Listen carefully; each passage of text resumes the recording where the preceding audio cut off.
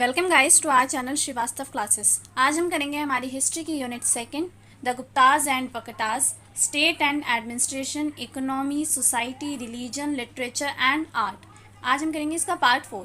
Guys अगर आपने part 3 की वीडियो नहीं देखी है तो उसका लिंक आपको डिस्क्रिप्शन में मिल जाएगा, आप देख सकते हो।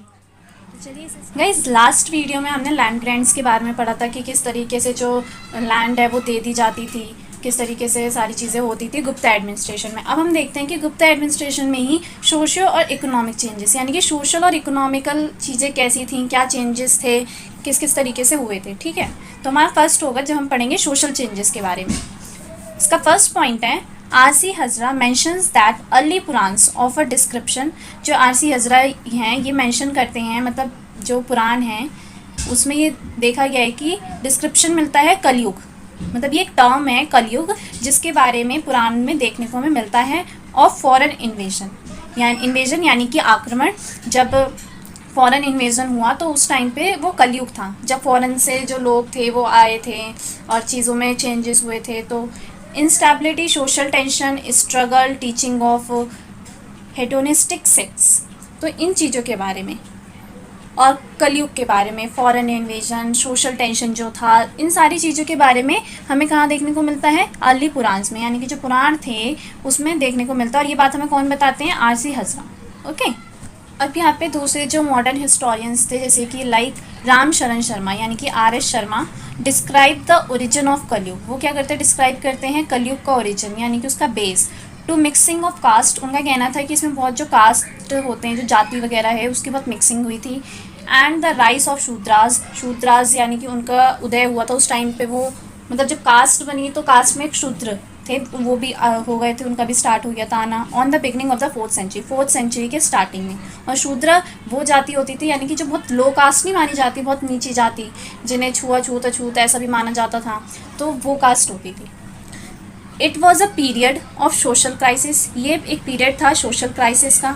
It was an age of enmity between Brahmin and Shudra Vaishya, ये एक टाइम पीरियड था जिस टाइम पीरियड में ब्राह्मण और शूद्र, इनके बीच में दुश्मनी एक तरीके से देखने को मिलती थी, क्योंकि ब्राह्मण जो थे वो सबसे अपर कास्ट के माने जाते थे और जो शूद्र थे उन्हें बहुत नीची कास्ट में माना जाता था। ठीक है, नेक्स्ट है the inscription of the Vakatakas of Vidarbha and Pallavas of Kanchipuram. जो इंस्क्रिप्शन है वकटाज का, विदर्भा और पल्लवाज का Kanchipuram, are quoted to show that they acted together against Kaliyuga. उसमें ये देखा गया है कि जो इंस्क्रिप्शन है उसमें ये बताया गया है कि जो वकटाज और पल्लवाज थे ना, ये दोनों ही कलयुग के अगेंस्ट थे और दोनों ने साथ में मिलके ये दिखाया है कि जो वकटाज हैं, जो पल्लवाज हैं, ये दोनों कलयुग के अगेंस्ट हैं। The rise of the Vakatakas, Pallavas, Gangas and Kadamba are suppose to indicate brahmanical reaction against the Shudra. जब वकटा, पल्लवा, गंगा और कदम्बाज ये आए तो ये हुआ कि ये इंडिकेट करते थे ब्राह्मण, यानी कि जो ब्राह्मण थे उनका जो रिएक्शन था शूद्र को लेके, क्योंकि वो तो अगेंस्ट थे और ये वकटाज, पल्लवाज ये सब भी एक तरीके से अपर कास्ट के थे, तो इनका क्या था? ये शूद्र के अगेंस्ट थे। दीज डायनेस्टीज ओरिजिनेटेड यानी कि उत्पन्न हुई फ्रॉम ब्राह्मण फैमिली, यानी कि ये लोग भी जो थे ये ब्राह्मण फैमिली से रिलेट करते थे, तो इसलिए ये लोग भी जो थे शूद्र के एक तरीके से अगेंस्ट ही थे, क्योंकि ब्राह्मण जो थे वो तो अपर कास्ट में आते थे ना, इस वजह से। नेक्स्ट पॉइंट है the Vakataka and Pallava made strict rule. जो वाकाटक और पल्लव थे इन्होंने बहुत स्ट्रिक्ट रूल्स बनाए थे according to varna order. Varna order था उस टाइम पे जो कि डील करता था कलयुग से, क्योंकि ये दोनों ही कलयुग के अगेंस्ट भी थे, तो इन्होंने कुछ ऐसे रूल्स बनाए थे जो अगेंस्ट जाते थे, जो कि डील कर सके कलयुग से। The chief mechanism of counting कलयुग वॉज लैंड ग्रांट, यानी कि जो मेन चीज़ थी जो कलयुग में हुई थी वो था लैंड ग्रांट, यानी कि जो ब्राह्मणों को और व्यापारियों को ज़मीन दे दी जाती थी, तो वो जो चीज़ थी ना वो मेन थी कलयुग में, और कलयुग के अगेंस्ट थे वकाटक और पल्लव। ठीक है, और उन्होंने रूल्स बनाए थे, बहुत स्ट्रिक्ट रूल्स बनाए थे डील करने के लिए कलयुग से। The practice of untouchability had slowly begin during this period, यानी कि जो छुआछूत है वो इस पीरियड में बढ़ने लगा था, मतलब धीरे धीरे शुरुआत हो चुकी थी इस चीज़ की। The Chandalas enter the society as early as the 5th century BC, यानी कि 5th सेंचुरी में एंट्री किसकी हुई थी सोसाइटी में? चांडाल्स की। Chandalas attracted the attention of Chinese pilgrim Fahien. जो चांडाल्स हैं उसके बारे में कहाँ से देखने को मिलता है? तो जो चांडाल्स थे मतलब उसके बारे में कहाँ पे, मतलब एक तरीके से जो चाइनीज़ जो आए थे ना, इंडिया में आए थे देखने के लिए, जो उसमें से जो फ़हीम था उसका अटेंशन किसकी तरफ गया था? चांडाल्स की तरफ। मतलब इसके बारे में हमें उन्हीं की लिखी हुई चीज़ों से पता भी चलता है। फिर है ही इन्फॉर्म अस दैट द चांडाल्स, जो फ़हीम हैं इन्होंने हमें बताया था कि जो चांडाल्स थे लिव आउटसाइड द विलेज, ये गांव से बाहर रहते थे, जो भी विलेज होता था उसके बाहर रहते थे। And deal in meat and flesh, और ये लोग खाने में जो ये खाते थे ये वो मीट और जो मतलब जो मांस वगैरह होता था वो खाते थे ये लोग। When ever they enter the town, और जब भी ये लोग टाउन में मतलब बाहर तो रहते थे विलेज से बाहर, जब भी वो आते थे विलेज में तो they strike a piece of wood, तो वो एक लकड़ी का टुकड़ा लेके यानी कि उससे अनाउंसमेंट करते थे एक तरीके से कि वो आ रहे हैं, जिससे कि सो दैट अदर्स में अवॉइड टाइम, ताकि और कोई उनके टच में ना आए, उनसे दूर रहे, क्योंकि ये भी एक तरीके से लो कास्ट माना जाता था इन्हें। तो उस टाइम यही था कि जब भी वो एंटर करते थे, जब भी वो आते थे तो वो उन्हें बताना पड़ता था कि हाँ वो टाउन में एंटर कर रहे हैं, तो उसके लिए वो लकड़ी का इस्तेमाल करते थे, जिससे कि दूसरे लोग उन्हें अवॉइड कर सकें जो अपर कास्ट के हैं basically.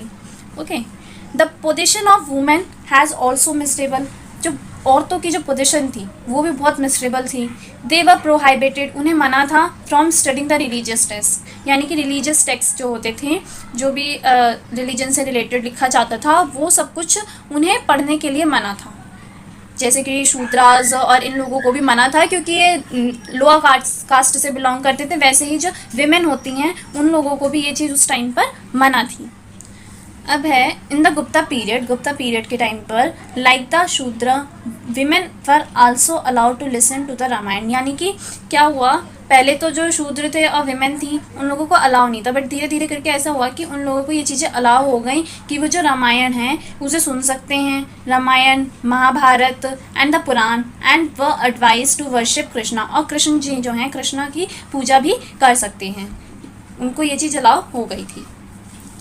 Limited education was permitted to upper caste women, but certainly not to provide professional expertise, यानी कि जो विमेन थी उन लोगों को पढ़ना तो अलाउ था नहीं, मतलब था पर उतना नहीं था। जो अपर कास्ट की विमेन थी उन लोगों को अलाउ था, लेकिन लिमिटेड एजुकेशन अलाउ थी कि एक इतनी एजुकेशन सिर्फ आप कर सकते हो, इससे आगे अगर आप पढ़ना भी चाहते हो तो आप नहीं पढ़ सकते हो।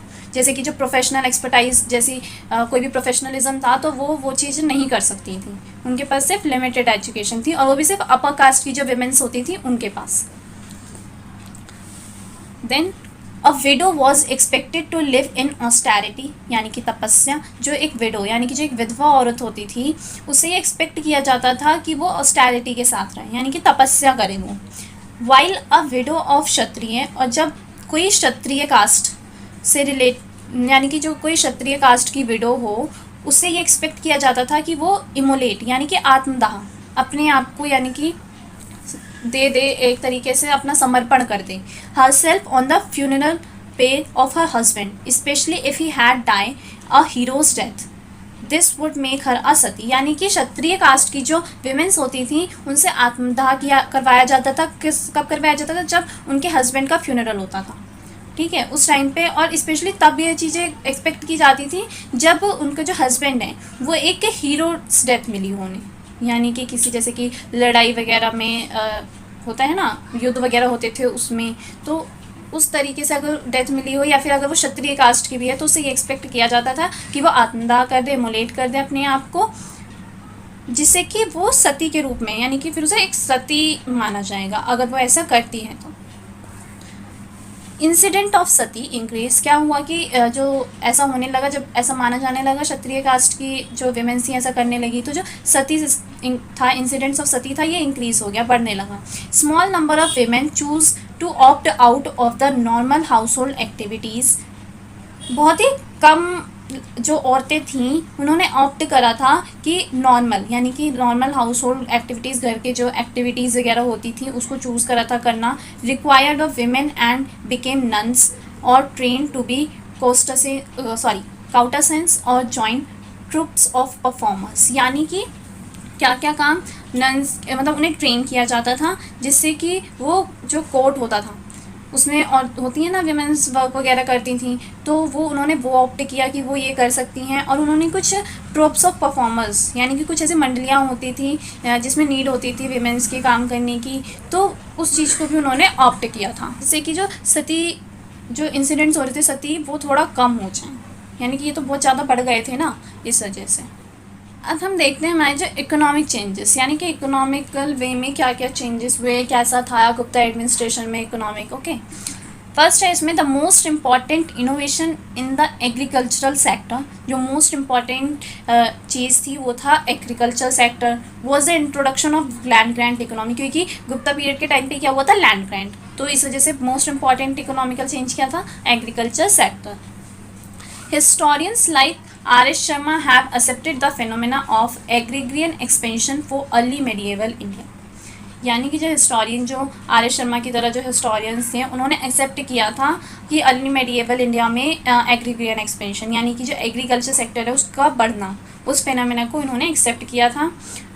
कृषि परघरा यानी कि एग्रीकल्चर मैनुअल, ये एक नाम है जिसमें गिव्स विविड डिस्क्रिप्शन मिलता था ऑफ फील्ड्स का and agriculture operation of this period, यानी कि किस तरीके से काम किया जाना चाहिए, ये सारा डिस्क्रिप्शन जो था वो इस बुक में हमें मिलता था। द अमरोक्ष एंड बृहद संहिता, ये दोनों बुक्स के नेम्स हैं, अमरोक्ष और बृहद संहिता। कंटेन स्पेशल चैप्टर, इसमें हमें स्पेशल चैप्टर्स देखने को मिलते हैं जो कि किसके बारे में है, plants, garden, forest, crops, menu etcetera. यानी कि प्लांट्स, गार्डन्स वगैरह से रिलेटेड स्पेशल चैप्टर्स हमें मिलते हैं बुक्स में, अमरोक्ष और बृहद संहिता, इन दो बुक्स में। फिर है one of the most important socio economic changes was peasantization. सबसे इम्पॉर्टेंट ऐसा माना जाता है जो सोशियो इकोनॉमिक चेंज हुआ था वो था peasantization in central India belt, Orissa, Assam, part of western and southern India. यानी कि इंडिया का जो वेस्टर्न और साउथर्न एरिया है जैसे कि उड़ीसा, असम और सेंट्रल इंडिया, बेसिकली वहाँ पर सोशियो इकोनॉमिक चेंजेस में पीजेंटेशन बहुत इंपॉर्टेंट देखा गया था। The process brought two economic advantages to state and society. जो प्रेजेंटाइजेशन हुआ उससे दो इकोनॉमिक एडवांटेजेस स्टेट और सोसाइटी को मिले थे। फर्स्ट है more cultivable land was brought under agriculture generating, यानी कि जो कल्टिवेबल लैंड यानी कि जो उपजाऊ जो ज़मीन थी वहाँ पर एग्रीकल्चर जनरेट हुआ जिससे कि रेवेन्यू आया, यानी कि जो ज़मीन थी वहाँ पर खेती वगैरह की गई, तो अब जब वो खेती की गई तो वहाँ से ऑब्वियस सी बात है रेवेन्यू तो आएगा ही, है ना। For the expanding rural society, इससे क्या हुआ, एक्सपेंड क्या हुआ, रूरल सोसाइटी भी एक्सपेंड हुई। And meeting increasing revenue demands, जिसकी वजह से जो रेवेन्यू की डिमांड थी वो भी बढ़ गई थी। ऑब्वियस सी बात है, कोई जगह है, ठीक है, अब रूरल एरिया है, यहाँ पे लोग रह रहे हैं, वो खेती कर रहे हैं। अब खेती कर रहे हैं तो यहाँ पर जो भी उग रहा है, जितना भी एग्रीकल्चर हो रहा है, थोड़ा वो रखेंगे और बाकी वो बेच देंगे। तो जब वो बेचेंगे तो अब रेवेन्यू आएगा, जितना रेवेन्यू आता है उतना ही बेटर होता है। तो जब खेती के लिए ज़मीन भी मिलेगी तो जो लोग हैं, बस्ती है, वो भी बढ़ेगी। तो यही हुआ कि एक्सपेंड किसका हुआ, रूरल सोसाइटी का भी, और रेवेन्यू की जो डिमांड थी वो भी इंक्रीज़ हो गई थी। सेकेंड चेंज था advantage, the part of the tribal society offered it's labour for agriculture. जो ट्राइबल सोसाइटी है वो ऑफर्ड कर रही थी लेबर को एग्रीकल्चर के लिए, forest and rural law and order etcetera. यानी कि जो ट्राइबल सोसाइटी है वो लेबर लेकर आ रही थी किस चीज़ के लिए, एग्रीकल्चर करने के लिए, यानी कि खेती करने के लिए। और रूरल से यानी कि जो गांव के जो विलेजेस के एरियाज़ है वहाँ से लेबर आ रहे थे जो एग्रीकल्चर कर रहे थे। तो यहाँ पे स्टेट को भी रेवेन्यू से फ़ायदा हुआ और सोसाइटी को भी, क्योंकि वो लेबर लेके आ रहे हैं, जो लेबर आ रही है उस ऑब्वियस सी बात है उसको भी पे किया जा रहा है, तो उसको भी तो पैसा मिल रहा है ना, ठीक है। A decrease in rainfall and ill effects of deforestation would also have affected agricultural production. क्या हुआ कि जो एग्रीकल्चर प्रोडक्शन जो होता था उसको अफेक्ट करता है, ये हमने पढ़ भी रखा होगा, पहले आप लोगों ने सुना भी होगा कि जो डिफॉरेस्टेशन होता है यानी कि कम बारिश की वजह से जो एग्रीकल्चर को नुकसान पहुंचता है, डिफॉरेस्टेशन, ठीक है, ये चीज़ हुई। climate change also affect to the environment and these changes would have contribute to urban decline. climate change हुआ जिसकी वजह से environment affect हुआ, तो ये चीज़ें थी जिससे कि एग्रीकल्चर के प्रोडक्शन पे, एग्रीकल्चर पे अफेक्ट पड़ता था, क्योंकि जब बारिश नहीं होगी तो खेतों में सही से पानी नहीं मिलेगा, तो सिंचाई नहीं होगी, बहुत सारी ऐसी चीज़ें होती हैं जिसमें बहुत पानी की ज़रूरत पड़ती है। अब वही चीज़ जब पूरी नहीं होगी तो अफेक्ट तो पड़ेगा ना उस पर। अब है sources of commercial wealth consisted to the produce from mines, plants and animals converted to items through craftsmanship. यानी कि जो माइंस यानी कि जो खदानें होती हैं वहाँ से, और प्लांट्स और एनिमल्स से जो भी प्रोड्यूस होता है, जो भी चीज़ें मिलती हैं, जब उसको कन्वर्ट कर दिया जाता है आइटम्स में थ्रू किसकी हेल्प से, क्राफ्टमैनशिप, यानी कि जिसे हिंदी में हम कहते हैं शिल्प कौशल। ठीक है, तो क्राफ्टमैनशिप की हेल्प से जब इनके प्रोड्यूस को आइटम्स में कन्वर्ट कर दिया जाता है तो ये एक तरीके से सोर्स ऑफ कमर्शियल वेल्थ बन जाते हैं, क्योंकि ये चीज़ें लोगों के फिर यूज़ में आती हैं, तो यूज़ में आ रही हैं तो एक तरीके से वेल्थ ही हुई ना, कमर्शियल वेल्थ। फिर है gold was mine in Karnataka. जो गोल्ड है उसके जो खदान है वो कर्नाटका में है, but ban in the mountain streams of the far north. यानी कि जो फार नॉर्थ की साइड में जो माउंटेन स्ट्रीम्स हैं, यानी कि जो पहाड़ों वगैरह का जो एरिया है नॉर्थ में, वहाँ पे बैन है जो गोल्ड है उससे रिलेटेड चीज़ें, या ऐसा हम कुछ कह सकते हैं। यानी कि गोल्ड एक तरीके से वहाँ पे निकालना खदानों से, ये चीज़ बैन है। The mining of copper and iron continue. Copper और आयरन की जो माइनिंग है वो कंटिन्यू है। Being used for house hold item, जिसको कन्वर्ट किया जाता है किसमें, हाउस होल्ड आइटम्स में। यूटेंसिल्स एंड वेपन्स बनाए जाते हैं जिससे। Among the most impressive metal object of this period is the pillar of iron. Gupta period में सबसे इम्पॉर्टेंट और सबसे इम्प्रेसिव था जो था वो था मेटल ऑब्जेक्ट, जो कि पिलर्स बनाने में यूज़ होता था। आयरन के पिलर्स बनते थे। नाउ लोकेटेड एट मैरोली इन दिल्ली, जो कि मैरोली दिल्ली में अभी भी है आयरन का पिलर, जो कि बहुत इम्प्रेसिव मेटल उसमें यूज़ हुआ है आयरन इस पीरियड में। ठीक है, गुप्ता पीरियड में। Silk, muslin, calico linen, wool and cotton were produced in quantity. ये सारे जो हैं सिल्क और वूल, कॉटन, ये सब जो थे प्रोड्यूस होते थे क्वांटिटी में। And western India was one of the centres of silk weaving. और जो वेस्टर्न इंडिया है ये एक सेंटर था सिल्क वीविंग का। Half of the Gupta period the production of the silk में हैव डिक्लाइन। गुप्ता पीरियड के हाफ में जो प्रोडक्शन होता था, जो सिल्क से प्रोड्यूस की जाती थी चीज़ें, तो उस टाइम पे क्या हुआ, हाफ ऑफ द पीरियड में ये डिक्लाइन हो गया था, यानी कि बहुत कम हो गया था, एक तरीके से डिक्लाइन हो गया था। ठीक है, फिर है many members of an important guild of ill weavers in western India migrated to other option. जब जो सिल्क का जो काम था वो डिक्लाइन हो गया तो क्या हुआ कि जो मेंबर्स थे वो कहाँ पर, वहाँ से माइग्रेट, यानी कि वहाँ से वहाँ से वापस जाने लगे दूसरे काम के लिए। यानी कि वो वहाँ जब उसका डिक्लाइन हो गया तो वो दूसरी जगहों पर जाने लगे, माइग्रेशन होने लगा। The campaign of Samudragupta to the east and the south would have required efficient communication and movement of goods. जो कैंपेन था, समुद्रगुप्त ने कैंपेन स्टार्ट किया था ईस्ट और साउथ में, जिसके लिए रिक्वायर्ड था एफिशिएंट कम्युनिकेशन और मूवमेंट ऑफ गुड्स।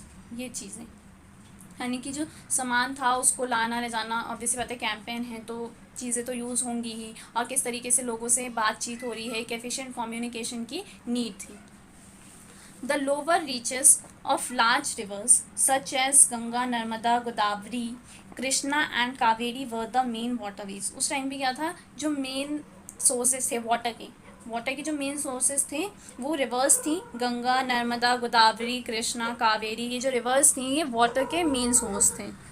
तो ये था इकोनॉमिक लाइफ, इकोनॉमिक चेंजेस क्या क्या थे गुप्ता एडमिनिस्ट्रेशन में। आई होप यहाँ तक आपको सोशल और इकोनॉमिक दोनों समझ में आ गए होंगे। ठीक है, अब हम करते हैं रिलीजियस लाइफ, यानी कि उस टाइम पे रिलीजियस लाइफ लोगों की कैसी थी, क्या क्या चीज़ें होती थी, ये सब कुछ। तो हमारा फर्स्ट पॉइंट है, The Gupta period has been traditionally known as a period of Brahmanical Renaissance. जो गुप्ता पीरियड था वो एक तरीके से ट्रेडिशनली यानी कि पुराने टाइम पे किस नाम से जाना जाता था, ब्राह्मणिकल रिनाइंसेस, यानी कि पुनर्जागरण, एक तरीके से दोबारा से आना किसी चीज़ का। तो जो ब्राह्मण यानी कि जो ब्राह्मण थे उन्हें तो बहुत इंपॉर्टेंस दी गई थी ना गुप्ता पीरियड में, तो इसी वजह से गुप्ता पीरियड में को जाना जाता था ब्राह्मणिशल रेनाइंसिस के नेम से भी।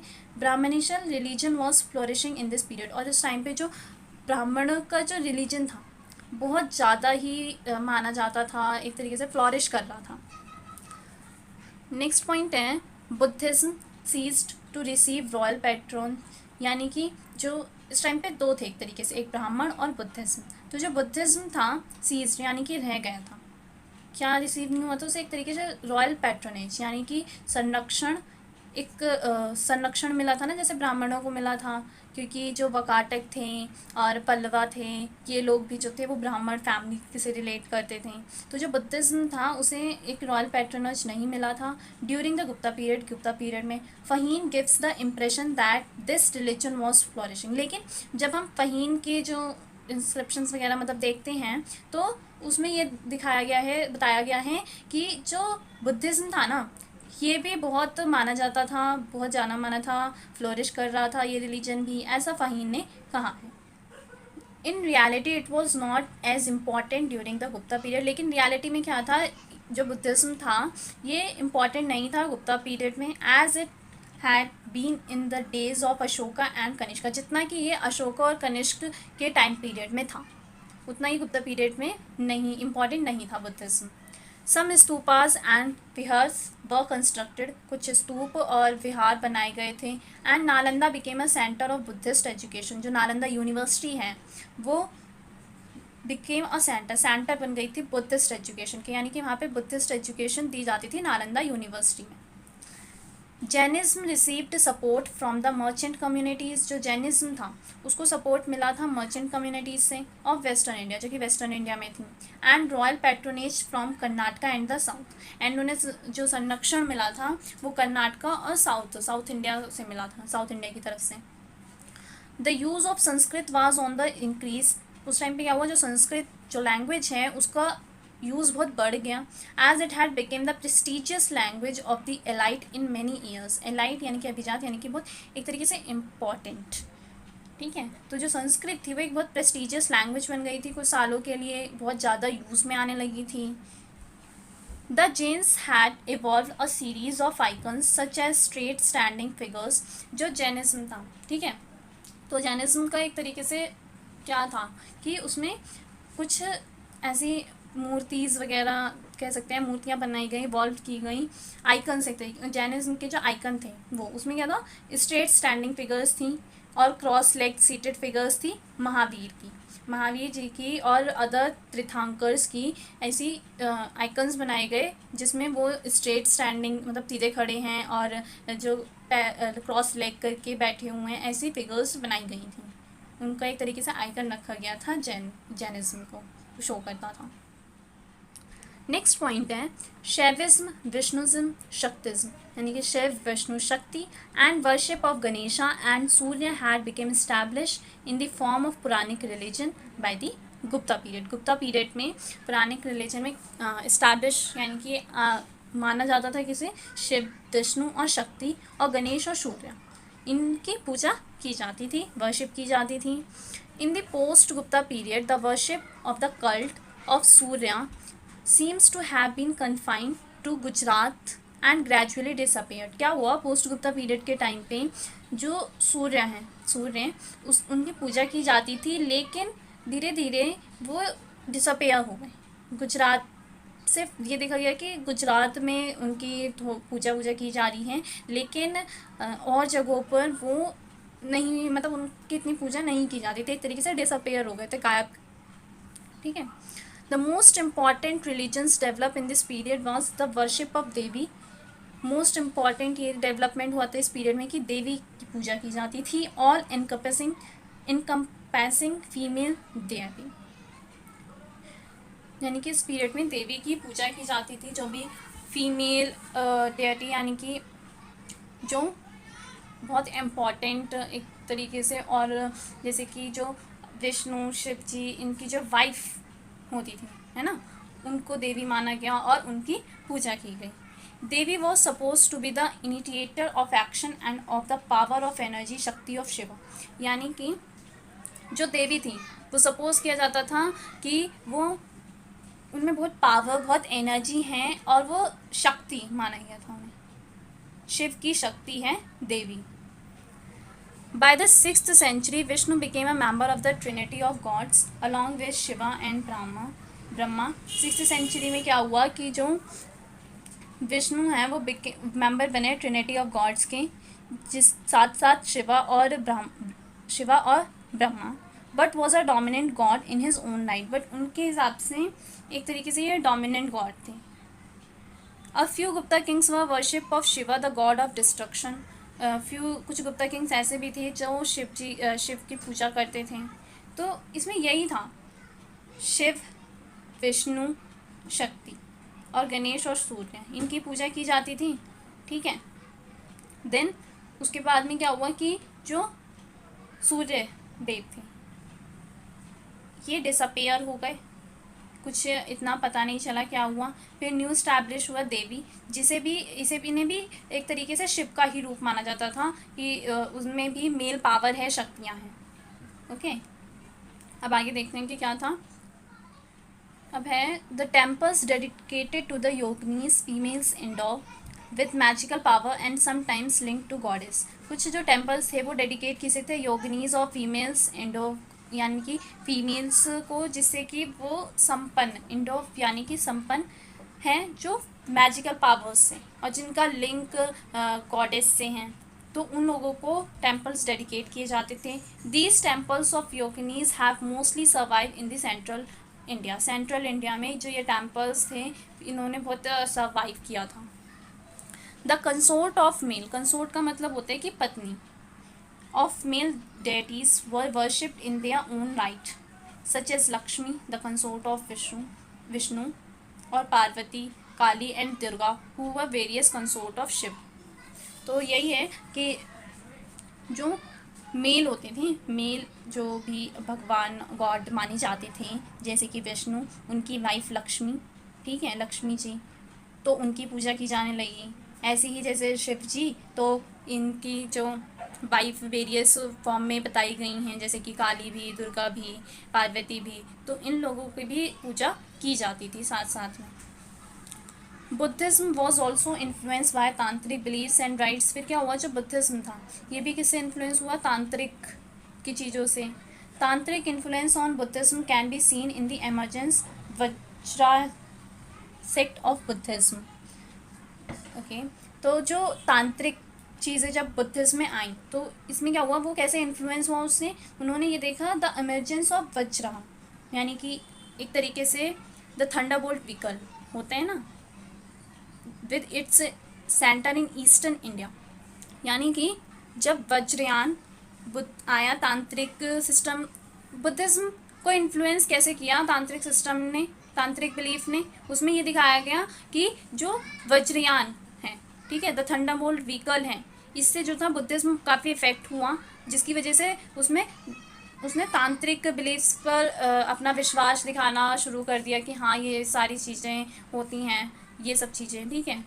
Offering to the image of an food और in some case when animal remained a requirement of the ritual. कई बार क्या होता था कि जो ऐसा तो था नहीं कि गॉड, उनकी तो फोटोज़ ही तो होती थी जिसकी पूजा की जाती थी, तो उनको कई बार खाना ऑफ़र किया जाता था। और कई केसेस में ऐसा भी होता है कि एनिमल्स यानी कि पशु वगैरह, उनका भी चढ़ावा होता है ना, चढ़ाया जाता है, तो वो भी उन्हें ऑफ़र किया जाता था। नेक्स्ट पॉइंट है, some of the early Puranas like Vishnu Purana has a section on genealogies and dynasties of the past. Vishnu Purana में जो पास्ट की जो डायनेस्टीज़ वगैरह हैं उसके बारे में मिलता है। It was an attempt at creating a historical tradition.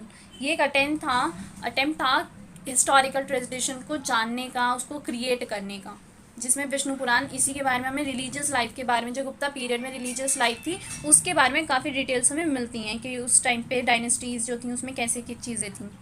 Okay, the Brahmin settle as Tamilakam saw themselves as keeper of Vedic tradition. जो ब्राह्मण थे वो सेटल कहाँ हुए, तमिलकम में। और फिर ये देखा गया कि जो ब्राह्मण थे वो किसको प्रोटेक्ट करते थे, वैदिक ट्रेडिशंस को। उसको चलाए रखना, यानी कि आगे भी वो चलता रहे और उसको प्रोटेक्शन, तो ये चीज़ें ब्राह्मण करते थे। The Tamil devotional movement was deeply affected by Vaishnavism. जो तमिल डिवोशनल था मूवमेंट, यानी कि जो एक तरीके से आंदोलन, वो डीपली अफेक्ट किससे हुआ था? वैष्णविज्म से। एंड शिविज्म, एक तरीके से शिव और Vishnu in the choice of deity. Shiva और जो विष्णु था, इससे बहुत अफेक्ट हुआ था Tamil devotional. Tamil devotional achieved a great wave of popularity, बहुत एक पॉपुलैरिटी मिली थी in the hymns and poems of the Alvars and Nayanars. यानी कि पॉपुलैरिटी किस वजह से मिली थी तमिल डिवोशनल को? ह्यूमन्स एंड पोएम्स किसकी? अल्वर की और नैनार्स की, इनकी poems. The Vaishnava and Shiv poets, यानी कि एक तरीके से जो तमिल जो रिलीजन था, इसको पॉपुलैरिटी मिली थी पोम्स की वजह से। जो पोम्स लिखी गई थी अल्वर्स और नैनार्स पे, और जो विष्णु और शिव से रिलेटेड जो पोइट्स थे उन्होंने लिखी थी ना, अल्वर और नैनार्स हैं इसमें एक मतलब पोम्स वगैरह इसके बारे में, मतलब बहुत अच्छे तरीके से लिखा गया, जिसकी वजह से बहुत पॉपुलैरिटी मिली थी। अ प्रो-फाउंडर ऑफ न्यू वैदिक फिलॉसफी, शंकराचार्य मेक द वैदिक फिलॉसफी एक्सेप्टेबल। प्रो-फाउंडर किसके? वेदांता फिलॉसफी के शंकराचार्य। उन्होंने क्या किया? वैदिक फिलॉसफी को एक्सेप्टेबल बनाया था, और जो कि he was born in Kerala में बॉर्न हुए थे शंकराचार्य, जन्म हुआ था उनका, और उन्होंने वैदिक फिलॉसफी को इस तरीके से करा कि वो एक्सेप्टेबल हो, सब लोग मतलब उसे एक्सेप्ट करें। नेक्स्ट पॉइंट हमारा, from the Pallava period onwards the more prosperous temples maintain train dancers singers and musician. Pallava period के टाइम पे क्या हुआ कि जो टेम्पल्स थे उसको बहुत अच्छे से मेंटेन किया जाने लगा, वहाँ पे डांसर्स आने लगे, सिंगर्स म्यूजिशियन आने लगे। This gave rise to the system of employing devadasi, यानी कि देवदासी जो विमेंस होती थी जिन्हें काम वगैरह करवाया जाता था, एक तरीके से देवदासी के रूप में रखा जाता था, उनसे काम करवाया जाता था, वो सिस्टम भी इस टाइम पे बहुत उठकर आया था, क्योंकि बहुत ज़रूरत थी। अब जब इतना कुछ होता है, डांसर सिंगर्स म्यूजिशियन ये सारी चीज़ें, तो इसे करने के लिए तो देवदासी की भी नीड होती थी ना, मतलब कोई वीमेन करे, तो जो भी करता था, जो वीमेन करती थी उनको देवदासी कहा गया था। ठीक है गाइस, आई होप आपको समझ में आया होगा कि रिलीजियस लाइफ कैसी थी। ठीक है, अगर आपका कोई भी डाउट है, आपको कुछ भी समझ में नहीं आ रहा है, तो उसके लिए आप कमेंट बॉक्स में कमेंट करके बता सकते हैं, हम आपका डाउट क्लियर करने की पूरी कोशिश करेंगे। और अगर आपको ये वीडियो पसंद आई है तो प्लीज़ लाइक करें, कमेंट